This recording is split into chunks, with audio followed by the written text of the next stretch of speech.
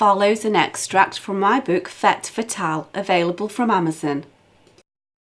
Chapter 3, Part 3.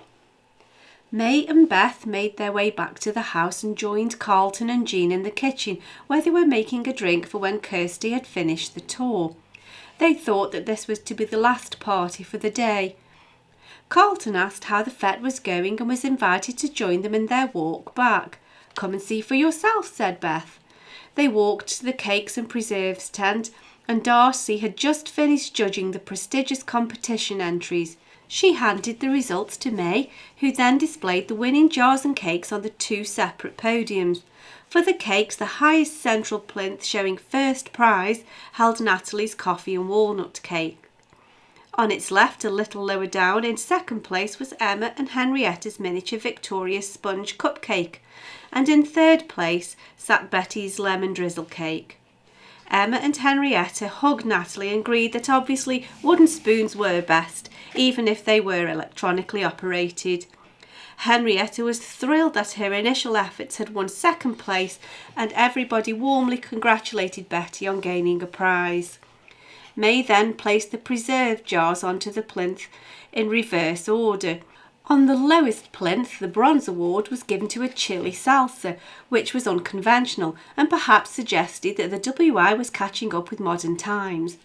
Emma's lemon curd was positioned on the middle plinth as fitting for silver, again showing that the modern-day microwave method was gaining recognition. A vacuum was created in the tent as everybody took a deep breath to see who would crown the top plinth. A shockwave went around as two jars were placed side by side on the top plinth. It seems that the judge simply couldn't choose between Phoebe's damson jam and Jean's rhubarb and rose petal jam, and for the first time in Mossleigh's WI history, the first place was shared. Darcy had shown true American grit in recognising the shared quality of the jams, and regardless of precedent had stuck to her guns. There was hardly time for adulation, as a pestering crowd urgently called for May's attention and demanded that she walk over to the poultry area. As they walked into the general hubbub, it seemed that feathers were getting a little ruffled in more ways than one, and the entries for the poultry competition were getting flustered, as John hadn't yet made his way to the allocated area. Nervous and irate poultry fanciers were bad enough, but nervous and irate poultry was a very sticky situation in all senses of the word.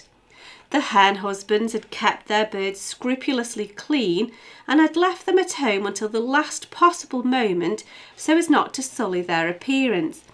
But they'd been kept cooped up in small carrying cases and were showing no regard for the standards of hygiene that their owners strove to maintain. The situation needed to be dealt with quickly, and as it became apparent that John simply wasn't to be found, it was evident that a solution had to be sought quickly. The only options were to either cancel the competition, which was no solution at all, or to quickly find a substitute judge. An alternative judge needed to be found, and quickly, in order to placate the irate fowl fanciers. May quickly took hold of the situation, and Carlton was quickly dispatched to ask Dr. Wainwright to please step into the breach. He'd shown a polite interest in John's background reading into the topic. In fact, he'd positively encouraged him in his research, as he wanted to promote his positive pursuits to alleviate his stress. And he was also walking towards them at that moment. May quickly secured his services without giving him time to consider his options, and so he tried to mentally adjust to his newfound position as the poultry entrants were lined up ready for inspection. "He doesn't know a bantam from a barn owl," grumbled Mike. However, when it was explained to him that the only alternative was for him to withdraw his own candidate and act as judge himself, he quietly took his place in the line-up. They were deprived of the opportunity to test the mettle of Dr. Wainwright's poultry judging ability by the arrival of a most breathless Betty. She was so agitated and flustered that it was difficult at first to grasp what she was saying. May steeled herself for the onslaught.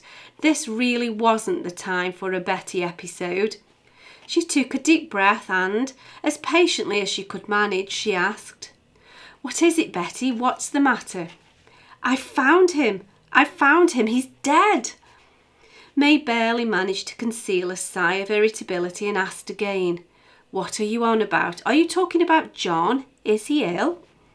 At this point, Dr. Wainwright intervened and, feeling himself to be in a situation that he was far more able to cope with, he took control. "Where is John, Betty? Perhaps you'd better take me to him."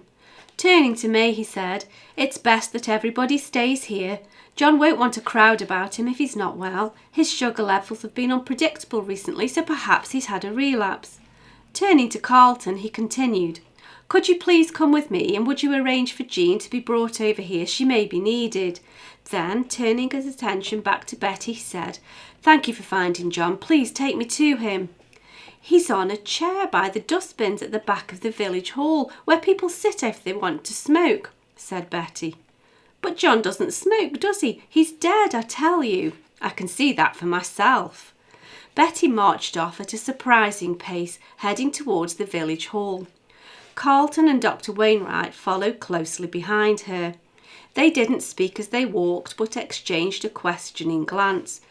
They could only guess at what they'd find. The question that was uppermost in both their minds was, why was John sitting next to the dustbins in the first place? As they turned the corner to the rear of the village hall, they were struck by the sight of John Barlow gazing unseeing into the glaring sunshine. He was leaning back in the plastic patio chair, his arms hanging limply down by his sides.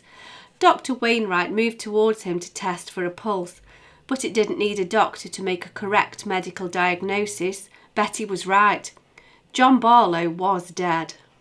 For the full book of Fête Fatale, available in paperback or as an ebook, follow the link in the cards in the description box or find details on my website at sharonbill.com. Thanks for listening.